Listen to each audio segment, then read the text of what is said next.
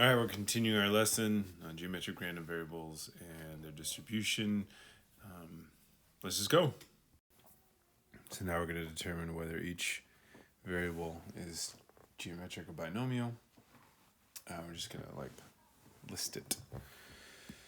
Okay, so first pause, read the scenarios, and try to decide on your own. Is it binary? Shuffling the deck. Draw a card, observe, return it, shuffle. So is it binary? We're looking for a jack. Okay. So yeah. Success, jack. Failure, no jack or any other card. Is it independent? Yes. We're replacing. Okay. And then what is the question asking? Draw a card in this manner until you observe a jack. So this is for trials. We're counting trials until success. So it tells us maybe what? Maybe it's geometric. 4 out of 52, just 1 out of 13. This is our P. This is geometric because of this here. We're counting the number of trials until success. Next one. Joey buys a Virginia lottery ticket every week. X is the number of times in a year that he wins. Well, I can safely say probably 0. But is it binary? Yes. Success means he wins. Failure means he does not win. Independent. Does one lottery draw influence the outcome of the lottery draw the next week? No. They're independent. We know that. If he wins this week, he can win every week. It doesn't matter. Number of times in a year that he wins a prize. So we know that he's buying one every week. We have a fixed number of trials. So that tells us we're probably not looking at... but P, we don't know. P is not giving us any information, but there definitely is a P. So this is a binomial. I think 52 numbers is like the Powerball or something like that. So what are the 52 possible combinations? That'd be, that's a lot. So 52 times 51 times 50 times 49 times 48 times 47, right? If it's a 6-number lottery. Anyway, but that's binomial because this is the key here. If all these things are the same, right?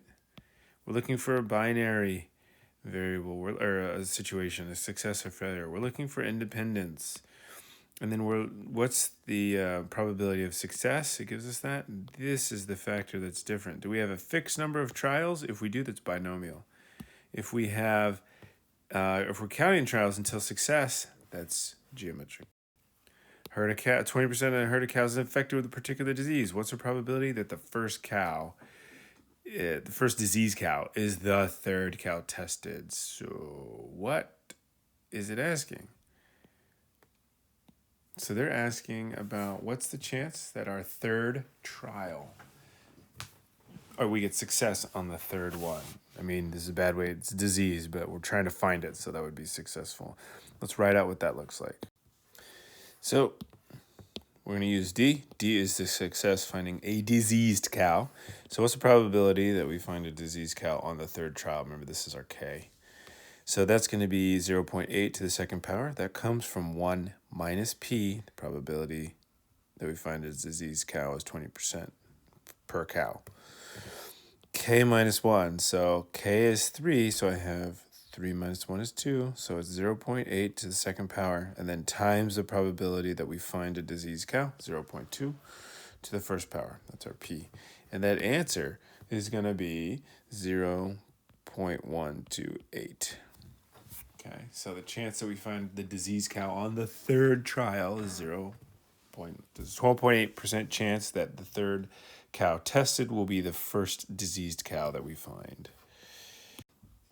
Next one, what's the probability that 4 or more cows would need to be tested until a diseased cow is... Alexa, stop. What the heck? Oh my gosh, dear Lord, these devices, I swear. So we're saying 4 or more. So we need to find a disease cow, and then K is 4 or greater. So what's the probability here? Well, we are adding into infinity if we do this. We can't do that. So this is going to be 1 minus the probability that we find it on the third trial, the second trial, or the first one. Now I could write this out. 1 minus probability that d equals 1 plus probability that d equals 2 plus probability that d equals 3, right? These are all our successes. However, let's use the calculator, and we're going to go GO. And is it PDF or CDF? Scream into the screen right now. Yes, you're right. It's CDF. I could hear you. And our parameters are P is 0.2, and then our X is less than or equal to 3, and that is going to yield 0.512.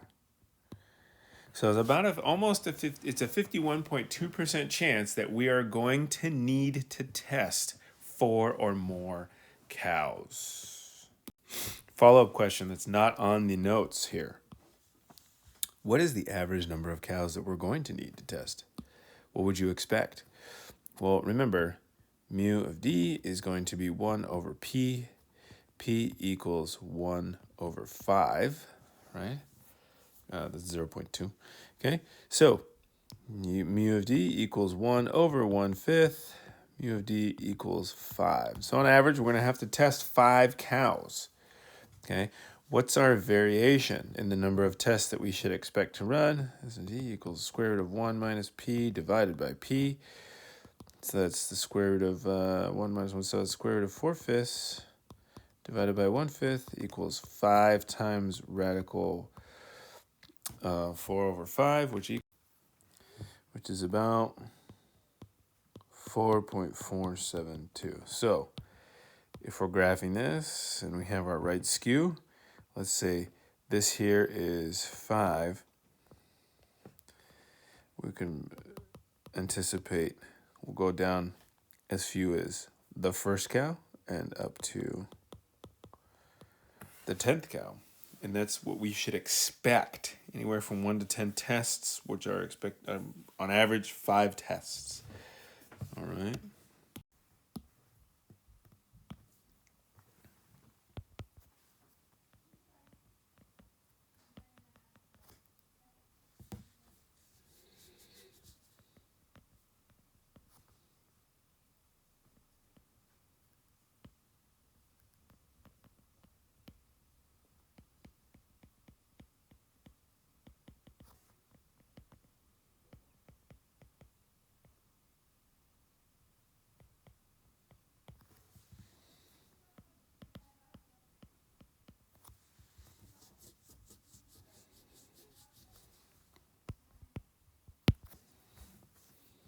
That's great.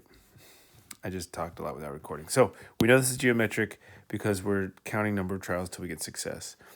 If X is the student successfully finds Colorado, that's our geometric random variable. What's the probability that we have this successful student on the 5th trial, meaning it's the 5th student?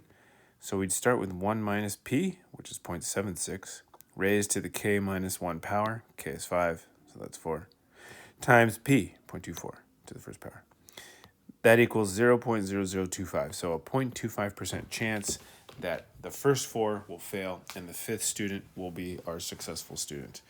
What's the probability they must sample 5 or more to find the first one? Who can pick out Colorado on a map? Let's write this out and see what happens. I did it again. I talked without saying anything. Okay, so probability that x is greater than or equal to 5 equals 1 minus the probability that x is less than or equal to 4. Remember, this is the number of trials. And this is a commutative distribution. So instead of trying to find all this down to infinity, we're just going to assume that this all sums to 1, which it does, okay? And we're just going to remove this part. So that's what this is here. So that's 1 minus, and then this is your calculator command, geom cdf. Parameters are p is 0.24, and your x value, your k value is less than or equal to 4. And that gives you 0.3336, which is to say a 33.36% chance that you'll need to sample 5 or more 12-year-olds. How many 12-year-olds do we expect to sample?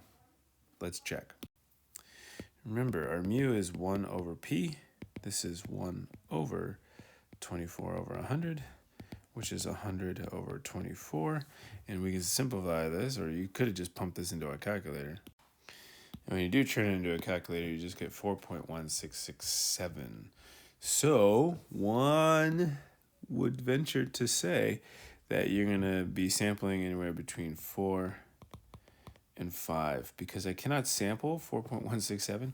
But what this number means is that if I repeat this experiment multiple times, if I sample students until I find a successful student, and then I repeat that sample randomly with a different group of 12-year-olds, a different sample, and then I take those numbers and average them, I should get 4.1667.